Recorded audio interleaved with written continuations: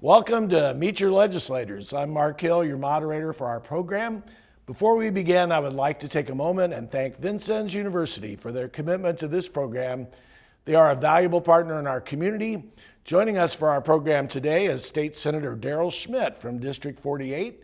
Senator Schmitt is from Jasper. His district includes Pike, Gibson, DuBois, Crawford, Perry, and Spencer counties.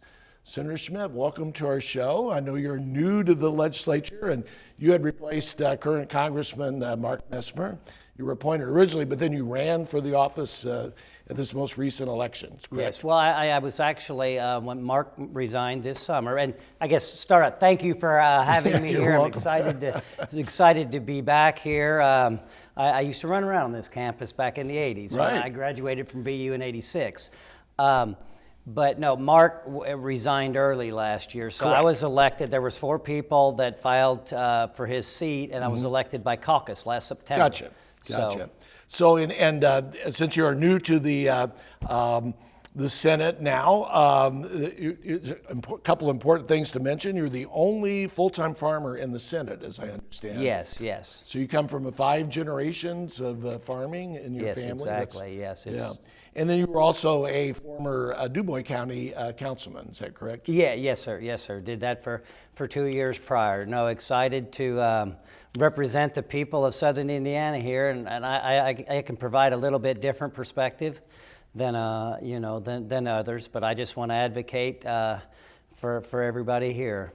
So your background obviously lends itself to a number of things at the state legislature, and it's important for our viewers to know. Now, is this a short session or a long session? This is a long session. So Okay. It started on January the 8th. This is the budget year, so we're doing a biennial budget. And we statutorily, I think we have to be done by the 26th or 22nd of April. So Okay. it'll be through the middle of April. Then next year will be a non-budget year, Right. so we'll be done by the middle of March. So as you mentioned, obviously the budget is perhaps the most important thing that your Senate has to deal with. I wanted to mention too about the committees that you are currently serving on. So you might mention to our viewers what standing committees you are a part of. So I am on the Education Committee, Elections, Family and Children Services, Local Government, and Insurance and Financial Institutions. Which fits nice in your educational background, right? You told me Yes. beforehand that you've been involved both here at VU as well as Indiana State Indiana University. State, proud graduate of both of those universities. Right. So let's kind of get into some of the priorities that you have. I know that Governor Braun obviously is also from Jasper, so Yes. he's obviously somebody you're familiar with. And so you might speak how your priorities going into the legislature and his align with each other. Well, last summer, and when this opportunity presented itself to get in the state senate, I had to give a lot of thought. I really love being on the county council and working in local government and representing those views. And as we were going through the thought process of dedicating the time, to be a public servant, my priority is always to drive decisions to the local level. And then I decided that, I could go to the Indiana State Senate, if fortunate enough to be elected, and advocate for local issues, but just from a different point of view. So I always, my top priorities or thought processes is always, whenever I can drive decisions to the local level, I want to do that. So local people can, when you're intimately involved, you're talking to your friends and neighbors. And so if it's with patients and doctors or parents and teachers, I want to, drive decisions to the local level because I think at the local level we can make the best decisions possible there. And the other 2 priorities were accountability and efficiency, in our government agencies. Right. Okay. So I know that one of the things that Governor Braun has talked about in his State of the State speech was lowering property tax, that's Yes. a consideration.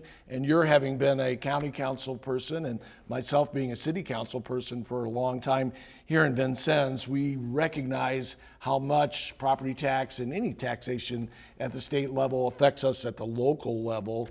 So do you have concerns about the ability to lower property tax?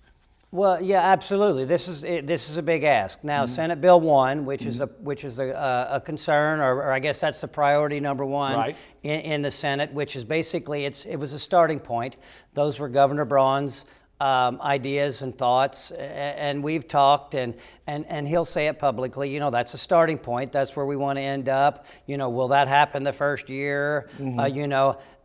Typically, and I've learned now that I've been up there through 5 weeks of session. You know, that's a starting point. Right. You know, then we all have to work together and find that balance. Right. We want to encourage, you know, people to find efficiencies. You know, that's a priority, I guess, at the federal level, the state level, and the local level to find efficiencies. So we want to work to be more efficient. Now, everybody is fully aware, you know, at state government that if we're lowering property taxes, that's reducing local revenue.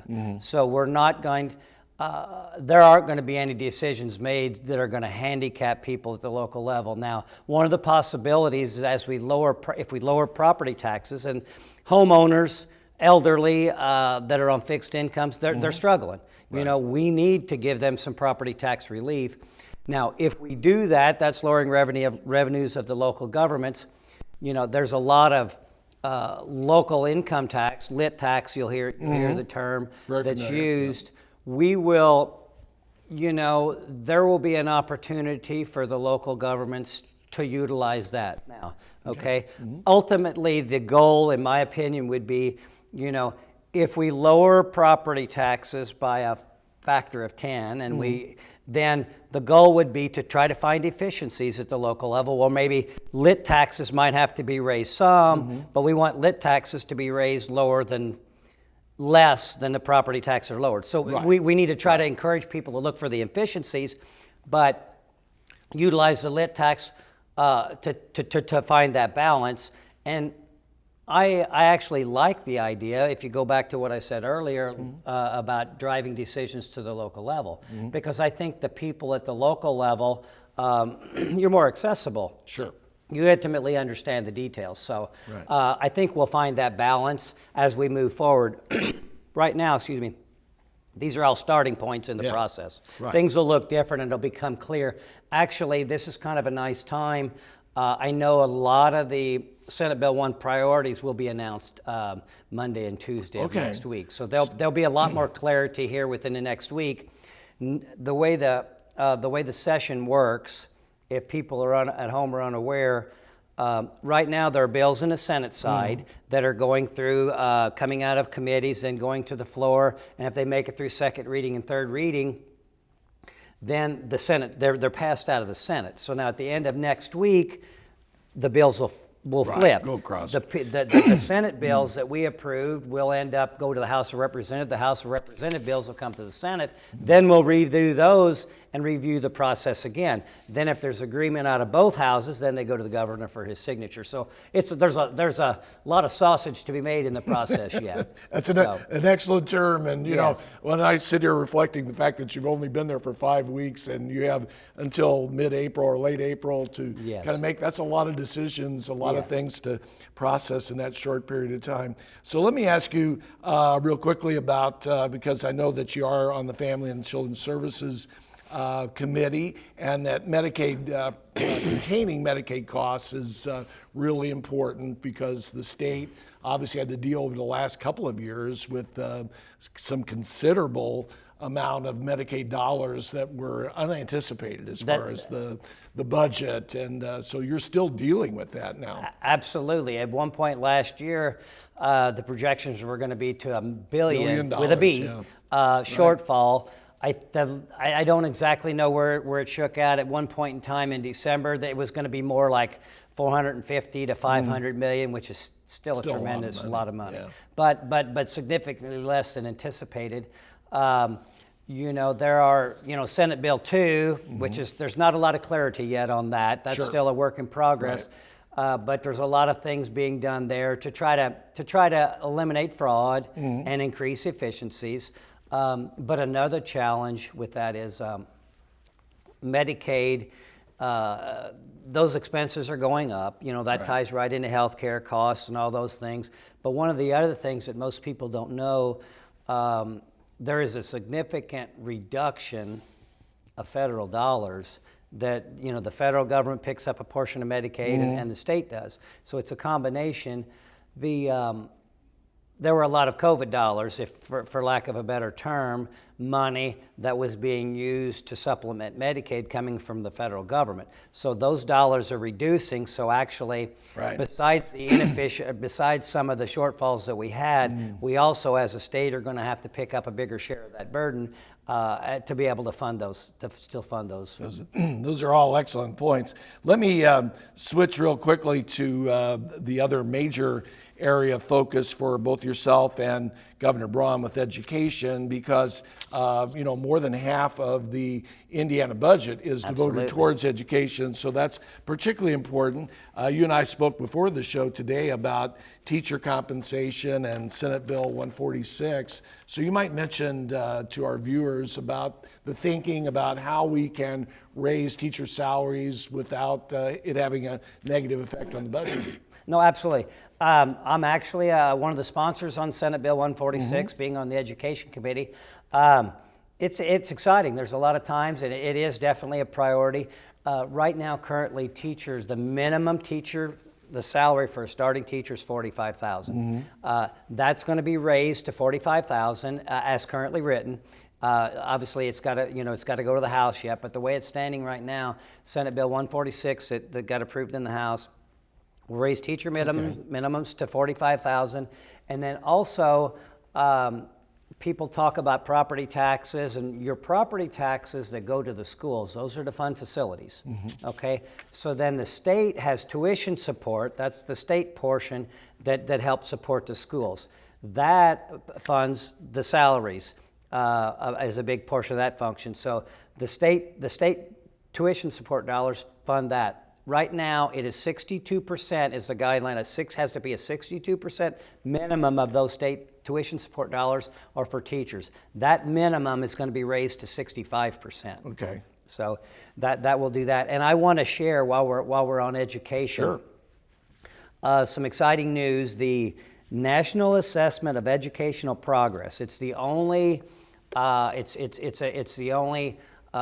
Scoring from the Department of Education from the federal government, and in 2022, Indiana, for fourth grade reading, Indiana was ranked 19th. Wow. Now it's higher.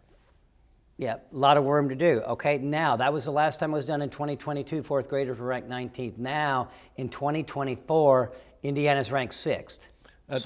That's awesome. And for the eighth graders, it was 17th. We were ranked 17th as a state in the country. That is also, we were also up to 6th in the country. So both of those scores, 4th and 8th grade reading, have went up. So, I mean, that's an awesome testament to the teachers. Yep. The teachers have worked really hard to improve and do that. And also, back in 2022, the Science of Reading was a new program that was started in the state of Indiana, and that was a new program that was used to train teachers, and let me look here. It was a total of $170 million were put into the Science of Reading program. $60 million was appropriated in the 2023 budget to help fund this priority of improving child literacy. So $60 million came from the state budget. $26 million was part of federal stimulus, like when that was going on, and $85 million came from the Lilly Endowment.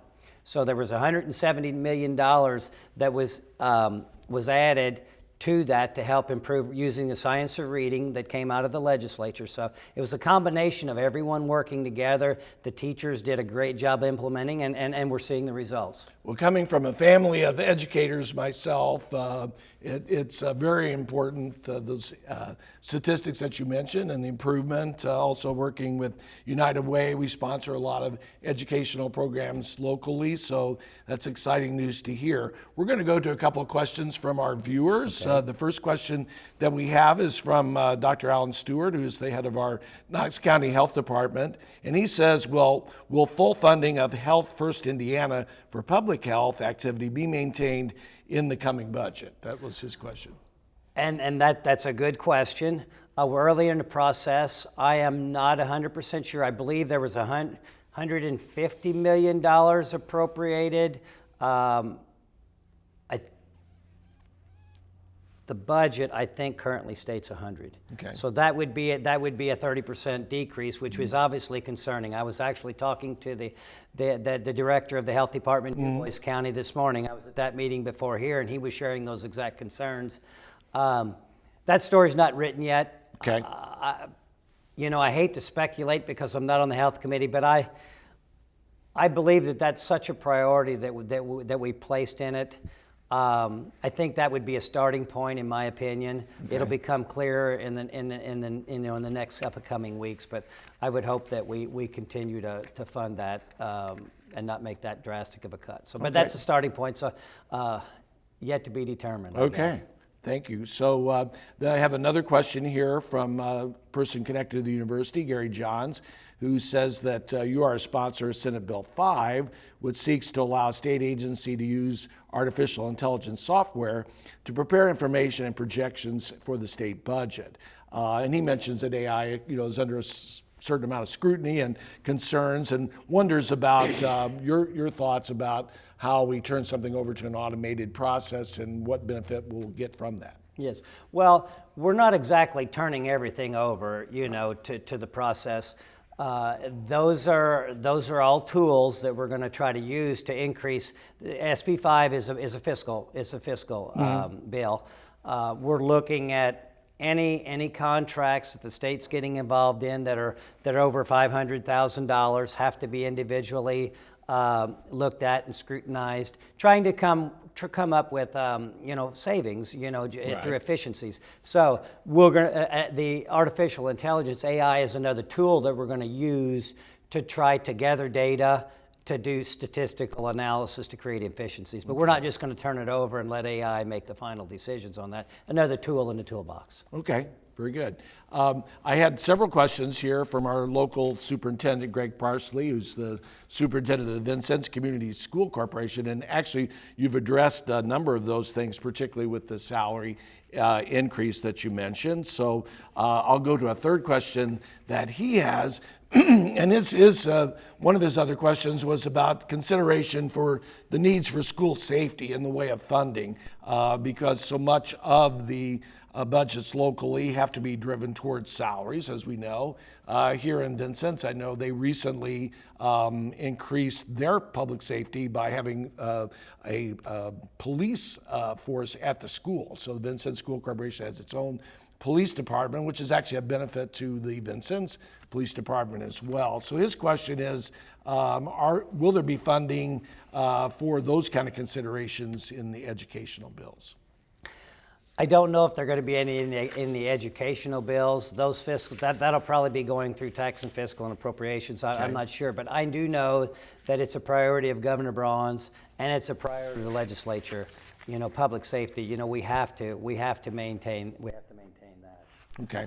So since you are serving on the election committee, I noticed that one of the pieces of legislation that I noticed had to do with Senate Bill 10, which is about how people are registered to vote. And in this case, it has to do with student IDs. And basically, the proposal is not to allow student IDs to be used in voter identification. Would you care to comment on that? Yes, no, absolutely.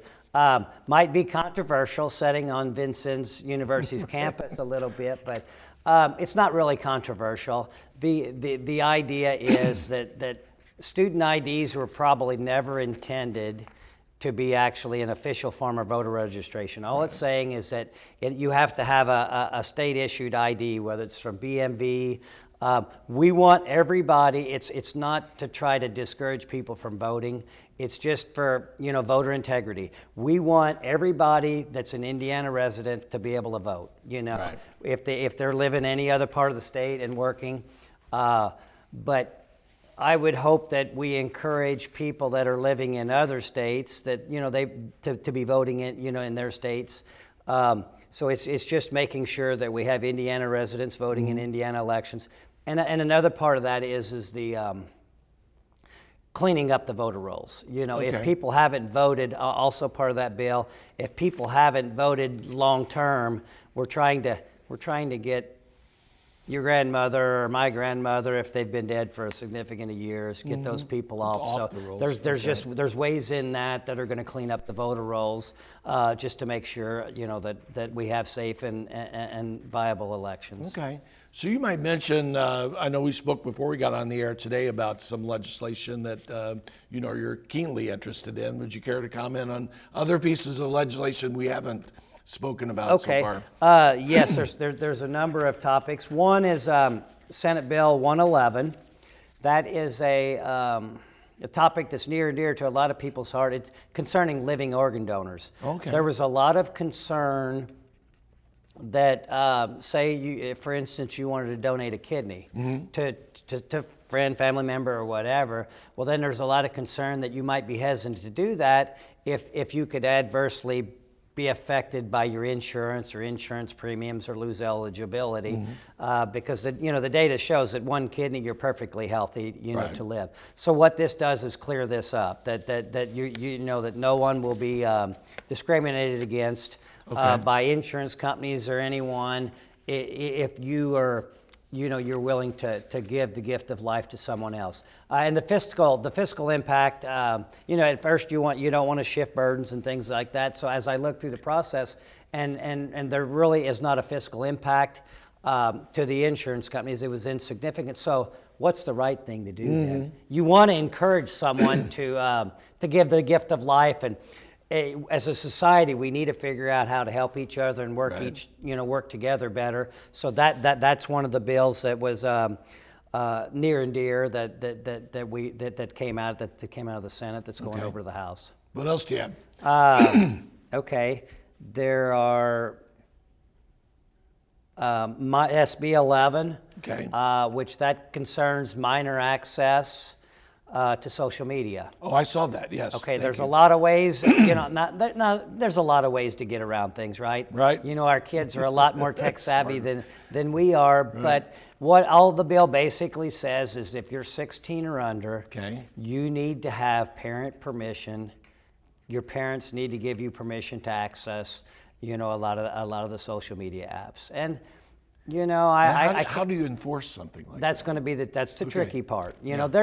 There's ways to get around everything, but I voted for the bill. I supported it. Okay. We need to, if nothing else, how about this? If nothing else, it's going to hopefully force a dialogue for parents to communicate with their kids. If we need to encourage people working together as if we can, anything we can do to encourage the family unit, right? To increase our moral compass and family values and work together, I think it's a positive thing. So I agree. That was another one of the bills. Yeah. So to a certain extent, it's a philosophical message to give parents more control, and actually to alert them that many parents have no clue what their children are looking at on social media. Yeah. So this is a heads up on that. You want to encourage that, and people are concerned. Parents are concerned about their rights. Right. So this kind of ties. Senate Bill 143 is a bill basically giving parents parental rights, the same rights as the freedom of speech and freedom of religion. It's another bill that if people want to research on that, but getting rights now. There are exceptions, if the child's in danger and things like that. So there's safeguards in there for the children. But you want to encourage anything you can do to get the parents and the kids and the family unit working together. Right. So Senator Schmitt, we're about to end our show, believe it or not. Anything else that you'd like to share with us briefly about this 2025 session, especially since it's your freshman year? Well, I would just like to say to everybody that it's early in the process. A lot of things are going to change, but please continue to reach out. Talk to your legislators. We need people to be involved. I agree with you 100%. We need people to step up. Right. I'm not sitting here because this is the easy thing to do. I'm here because I was passionate that, Our last son is a senior in college right Okay. now.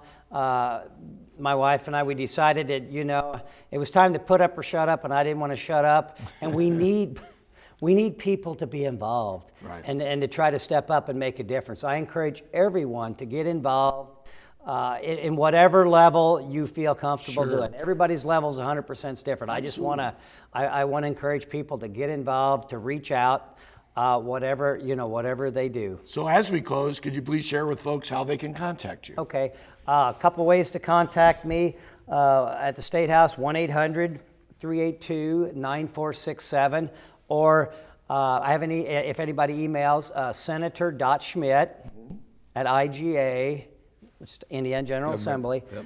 at iga.in.gov. That's great. Senator Schmitt, thank you so much for being with us today. On behalf of Vincennes PBS and our Meet Your Legislators program, I'm Mark Hill. Thanks for joining us.